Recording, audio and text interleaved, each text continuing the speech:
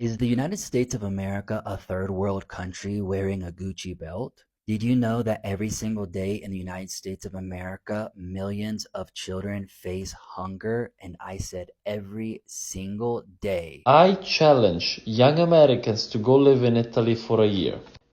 I lived in Italy 3 years, so you don't have to. What he's saying is such a thing that I heard all the time from Italians and also just Europeans in general. I heard it from Austrians, Swedes, whoever. Of course, when things are self evident to you, such as free healthcare and free school, all those things, when those things are self evident and there's no real risk of you losing that, yeah, it does make sense that you would complain and be a little bitch about taxes. Because, yeah, compared to the US, they're high. But the thing is, your roads work, you know, you go to the doctor, you don't go into massive debt. And I kept hearing it anytime I had anything even remotely decent to say about like European politics. It'd be like somebody like, pero le tasse. Man, I would pay my whole paycheck if it meant that people could go to the doctor without going into debt. I would let the whole thing. Hello, my name is Brian Dawson. I am reporting live from the country of Cuba, and I want to do this video about the United States, perks of being a nomad or becoming an expat. Currently, things in the United States are getting increasingly expensive, and many young people find themselves at a crux where they cannot afford to live in the United States or have a standard of living that they would like. For the average person in the United States, as a single person, they would need to make about $3,500 a month just to afford living. For a family of two, three, or four, it can cost anywhere between $60,000 to $120,000 just to be able to live. So in this video, I'm going to give my outlook on what's going on in my native land of the United States of America. So stay tuned. My coworker saw my bank account the other day and it said $25 and we don't get paid for another like 2 weeks. And he was like, how are you surviving? Like, how do you even live off $25? I'll tell you. I'll tell you if you really want to know how I budget and save. I sleep. Literally, you have to have no obligations. Just sleep. Because if you're sleeping, you can't be spending. Millions of children face hunger in the United States of America. This video has 2 points. One is if you are a United States citizen, born and raised, and you think that your country is the #1 greatest country in the entire world and nothing will ever change that. And with that idea, you essentially are looking down on other countries that you've never lived in your entire life, then I sincerely, from the bottom of my heart, encourage you to get a passport, get a remote job, and go spend the next few years traveling the world, staying in different places, short terms, some long terms, and just see what it's really like in other countries. My point number 2 to this video is that no matter where you go in the entire world, there is always somebody to feed. What do I mean? Almost every part of the world. It doesn't matter if it's the great USA, which, whether or not it's the greatest country in the world, well, we're not going to get into that, okay? Just travel the world for yourself, okay? But it doesn't matter where you are. Almost every region of the entire world has people that need to be fed, literally fed with food, whether it be orphans, whether it be families that just been dealt a bad hand, whether it be widows or whatever. The world is unfair, right?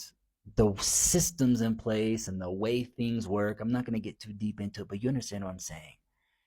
Almost anywhere you go, there are people that you can feed, and big surprise, you don't have to have your phone and record yourself feeding people and being like, did you get that on tape? You can just do it, okay? But we're talking about it because no matter where you go, people need to be fed. There is always going to be people. And what does it cost you to provide a plate of food? I'm being dead serious. If you do it a few times a week, right? at least a few times a week, just a plate of food or a couple of plates for a family. Rice, beans, a little bit of meat, a little fried plátano, you see what I'm saying? So that's the point of the video, those two things. I hope to see you in the next one. I've got to run. Going to show you guys some of the things that we keep in the cabinets. So this right here is a jam or a marmalada, and this one is like a pear, a citrus, and this one is like I guess like a grape jelly almost. It's really fire. I like those, and that's how we do it right there. And we cooked last night, and so it was fire. This is how we keep our fridge stacked. I had a coconut yesterday, it was boss. This right here, let me show you guys. This right here, Tigone, it's like a Red Bull, right? It's really fire. The other room. This is really like my reading room. As you can see, I got my books right here. Ancient Mexico, my tablet. This is my shirt from yesterday. I shouldn't leave my stuff all over the crib, but as you can see, it's just a beautiful, beautiful space. That's the Sabrina. That's the daughter of who owns the house, and so it's a 1 bedroom, 1 bathroom, a living room in the kitchen, and it's just big enough and just nice enough where it's really nice. Look at the ceilings, the walls. It's made of concrete, you guys. We have these really nice windows where you can open up the windows, let fresh air in. I love it. Beautiful, beautiful house, right? My amor. The United States of America feeds us so much propaganda that as we were growing up, we were told that this is the greatest country on earth. Other countries are unsafe. Their healthcare systems don't work. Our money is worth more. We have better job systems. According to America, everything about America is better. And I think we're all waking up, right? Collectively, we understand that the way the job market works and the way corporations are hiring people does not work. People can't afford basic necessities. Housing altogether is becoming unaffordable whether you rent or whether you buy, and not only unaffordable, unattainable. Big corporations are being allowed to buy single-family housing. They tell us inflation's 4%, but we know it's way farther through the roof. They tell us unemployment rates are a low percent. We know it's way farther through the roof. Our homeless population is out of control. Evictions are far up. Interest rates skyrocketing. Minimum wage workers are now in poverty. Average wage workers are almost in poverty. The average $50,000 a year is a pittance. Raising children is almost impossible. You can't spend any time with them. You can't afford daycare. You have to worry about them being in school for various reasons. What part of this is the American fucking dream? We have been... So in the United States right now, things are extremely expensive. Many Americans find themselves unable to afford the cost of living. For a single person in the United States, it can cost about $3,500 or $4,000 per month just to afford to live in a decent area. For a family of 2 or 3, a person is looking at $100,000 to maybe $80,000 just to break even. So the average person in the United States makes around $50,000. So soon as you begin to grow in age or become a parent or want more for yourself, this is where the struggle of living in the United States really tends to take hold. Now, as stated in the beginning of the video, I'm in Cuba right now. And I know the United States economically is centuries ahead of Cuba.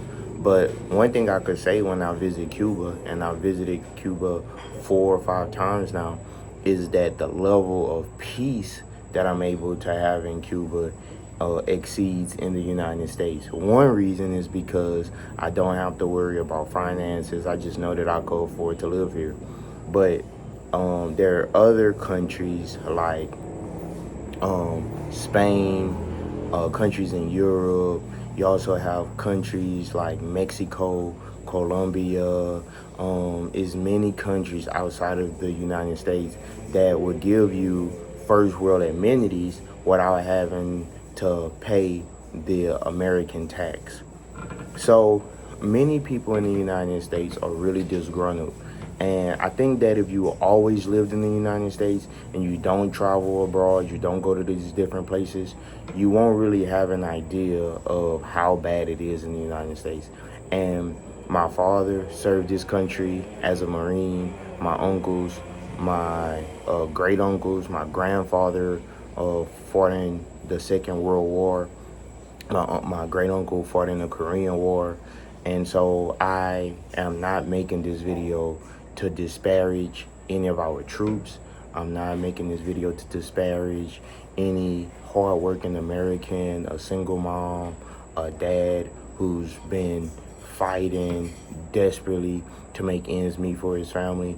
In fact, I am advocating for those people to say that we do need changes in our system or our way of doing things, because right now many Americans are struggling.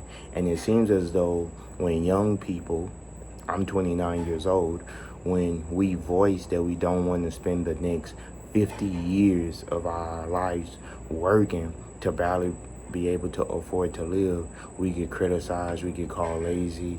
And I kind of laugh at that, because a lot of people that I meet are very hardworking people. I work anywhere between 12 to 14-hour days daily. So I don't see how a person like me could ever be called lazy. And I am also college educated. And so I could leave that world and go to another career. But the problem is every semester, every 3 months is someone graduating with the same trade or skill as you.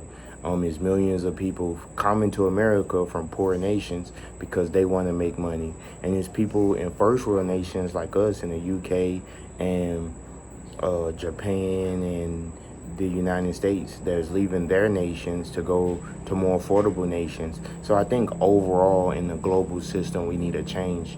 And I would love to hear what you think in the comments.